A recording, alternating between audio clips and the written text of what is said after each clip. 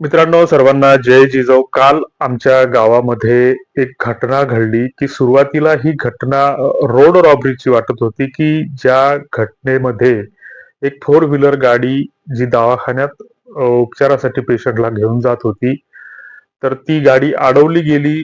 मारहाण तोडफोड झाली. 22,000 रुपये त्यांच्याजवळचे लुटल्या गेले आणि नंतर त्या ठिकाणी पोलीस पाचारण करण्यात आले आणि हे सगळं होत असताना नंतर ती घटना ज्यावेळेस पेपरमधून सगळ्या बातम्या फ्लॅश होत असताना ती घटना ही एक बनावट विवाहाची असल्याचं उघड झालं. ही घटना आमच्या वाशिम जिल्ह्यातील रिसोड तालुक्यातील मोप गावातील, ज्या मोप गावातून आम्ही गेल्या 6 वर्षापासून मराठा लग्न अक्षदा नावाचा एक प्लॅटफॉर्म चालवतो. आणि हा प्लॅटफॉर्म चालत असताना सातत्यानं आम्ही एकच गोष्ट वारंवार सांगत असतो. बऱ्याच जणांना असं वाटतं की तीच तीच गोष्ट पुन्हा पुन्हा सांगतात. त्याच्या मागचं कारण हे आहे की मराठा लग्न अक्षदा हा कुठलाही व्यवसाय नाही किंवा या माध्यमातून आम्ही कुणालाही पैशाची मागणी करत नाही किंवा आम्ही कुणाचेच लग्न जुळवत नाही किंवा लग्न जुळतात असा दावा आम्ही कुठेच करत नाही.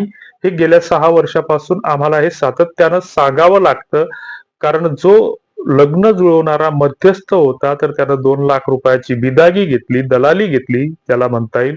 आणि संभाजीनगर येथील जी पोरगी आमच्या वाशिम जिल्ह्यामधील आशेगाव पेण नावाच्या गावामध्ये नांदायला आली. मात्र नांदायला आल्यानंतर ज्या महाराष्ट्रामध्ये ज्या काही कॉमन घटना घडतात आणि सातत्याने ज्या काही उघडकीस येत आहेत, तर त्याच घटनेप्रमाणे ज्या वेळेस त्यांचं ठरलेल्या प्लॅनिंग नुसार मुलगी ज्या वेळेस तिथून त्या घरातून पळून जाण्याची संधी शोधत होती, मात्र तिला पळता नाही आलं. कारण हे थोडेसे हुशार भरले आणि मग यांनी कुठेतरी ती मुलगी गायब केली किंवा असा त्यांच्याकडून आरोप करण्यात आला. आणि नंतर मग ही मुलीची विक्री करणारे किंवा तसं बनावट लग्न लावून देणारे जे काही त्यांचे जे काही नातेवाईक म्हणा किंवा बनावट नातेवाईक म्हणा, हे गाडी घेऊन तिथं आले आणि त्याच्यातून हा सगळा बनाव आणि हा प्रकार घडल्याचं उघडकीस झालं. तशी माहिती पोलिसांनी पत्रकार परिषदेमध्ये दिली. आता ह्या घटना काही महाराष्ट्रासाठी किंवा जिल्ह्यासाठी तुमच्या आमच्यासाठी नवीन नाहीत. दररोज अशी कुठली ना कुठली घटना उघडकीस येते. मात्र त्याच्यापासून ना समाज बोध घ्यायला तयार आहे, ना सरकार काही बोध घ्यायला तयार आहे. एकीकडे मुलांची आणि मुलींची लग्न जुळत नाहीत, याच्या मागे अनेक कारणं आहेत. मात्र ती कारणं समोर न आणता आपण कुठेतरी एकतर्फी विचार करतो, अपेक्षा दुसऱ्याकडून ठेवतो आणि स्वतः काहीच करत नाही. त्याच्यामुळे ह्या अशा फसवणुकीच्या घटना घडत आहेत. आणि याला जे काही सर्वस्वी जबाबदार जर असेल, तर इथली आमची शासन नावाची व्यवस्था आहे, प्रशासन नावाची व्यवस्था आहे, आमचं सरकार याला जबाबदार आहे. दुसरीकडे आमचा समाज सुद्धा तेवढाच जबाबदार आहे.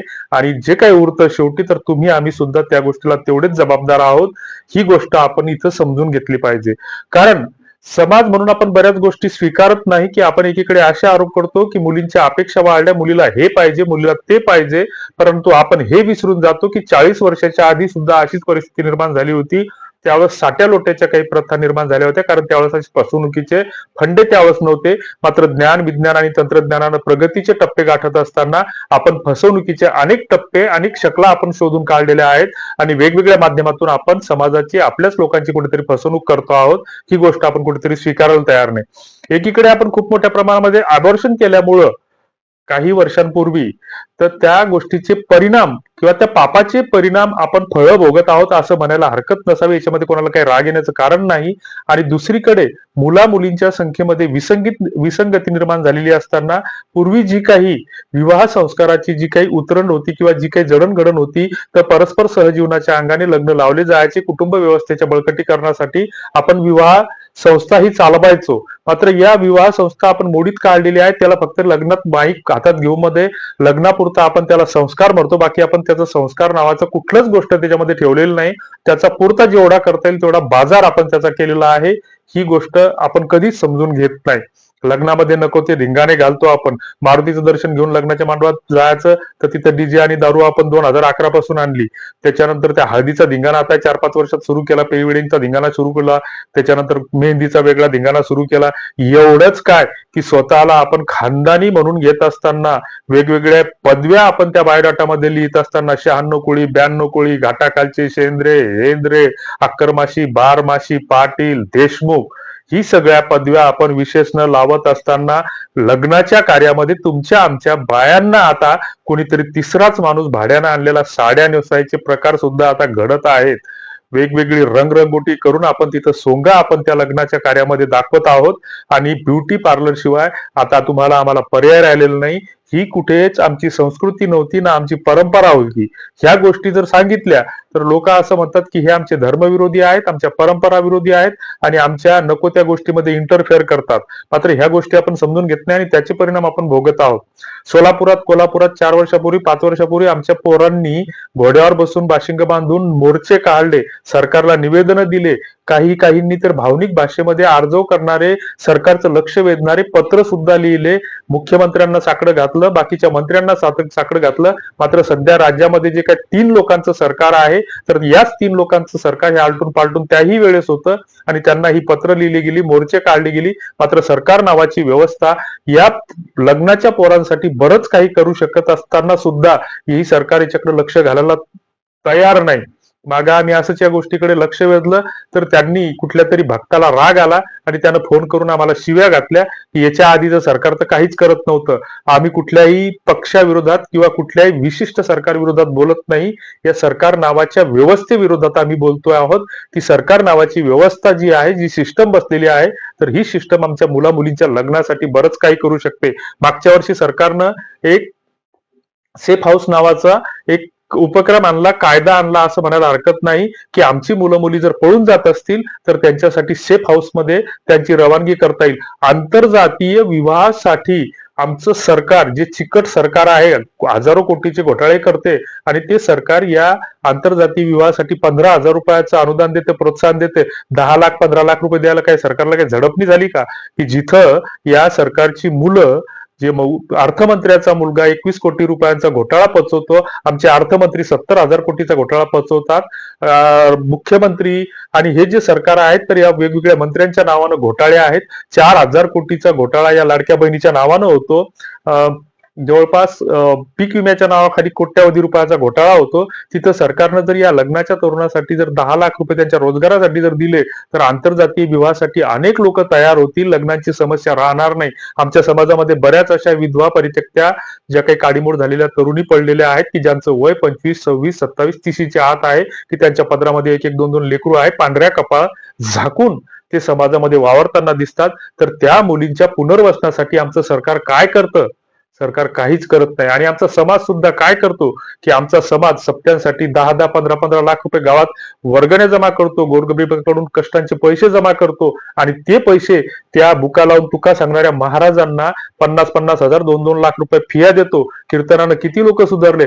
जे विचार आमच्या संतांनी सांगितले ते संतांच्या विचारांना तिलांजीर देण्याचं काम आमचा समाज करतो आहे.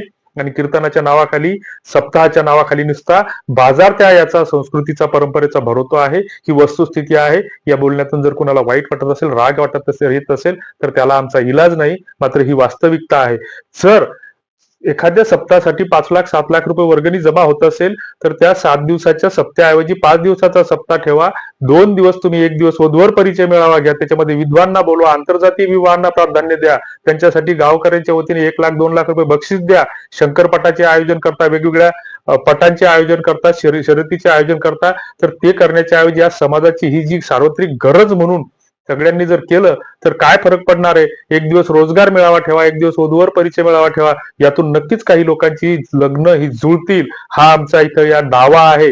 मानस फाउंडेशन जे बुलढाण्याचं आहे तर ते असंच या विद्वांसाठी, परित्यक्त्यासाठी काम करतं आणि गेल्या 2 वर्षामध्ये यांनी 75 विद्वांची लग्न जुळवलेली आहेत. त्या 75 विद्वांना लग्नाच्या मुलांनी स्वीकारलेला आहे. त्यांच्या पूर्ण पुनर्वसनाची जबाबदारी ही लेखी स्वरूपात घेतलेली आहे. ही एक खूप मोठी उपलब्धी आहे, चांगली गोष्ट आहे. मग मानस फाउंडेशन सारख्या संस्था जर करत असतील तर मग सरकार नावाच्या व्यवस्थेला करायला काय झडपणी झाली का, धाड भरली? हे म्हणलं तर उद्याच सरकार अशा एखाद्या बोलणाऱ्यावर कारवाई करतं आणि कुठेतरी त्याला त्याच्यावर गुन्हे दाखल करतं. ही इथली अवस्था व्यवस्था झालेली आहे. तर अशा ह्या गोष्टी भरपूर करण्यासारख्या आहेत. मात्र करण्याची मानसिकता ही सरकारची असली पाहिजे, समाजाची असली पाहिजे. आज हळदीच्या अंगाने लग्नाच्या मांडवातून लग्न लागल्यावर हळद पिटल्यावर आमचे मुलं मुली पळून जात आहेत.